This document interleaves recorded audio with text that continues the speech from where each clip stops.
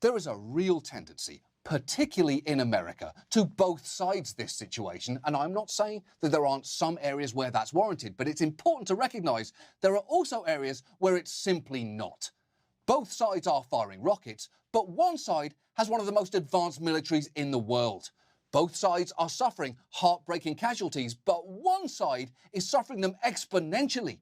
And it's not like the US is operating from the moral high ground here. It's obviously no stranger to drone-striking weddings and saying, we were just trying to target enemy combatants. This country has blood on its hands too. And look, if you believe Israel's actions are warranted and proportionate this week, you're welcome to try and make that argument. But we have got to start having this conversation honestly, and falling back on convenient sanitized terms like real estate disputes and airstrikes on militants feels a little disingenuous when what you're describing is forcing people from the homes they've lived in for decades and killing civilians and children. And again, none of this frees Hamas from responsibility, but Hamas doesn't represent all Palestinians, just as what Israel is doing right now doesn't represent all Israelis or indeed Jewish people.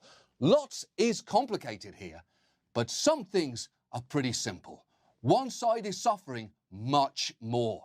And if America really wants to help, it might want to seriously consider changing its long-held position here, because for decades, the backbone of America's policy in the Middle East has been that America is an unwavering friend to Israel, which is a great thing to try and be, but at the end of the day, I would hope that a real friend would tell me when I'm being an arsehole, and definitely when I'm committing a fucking war crime.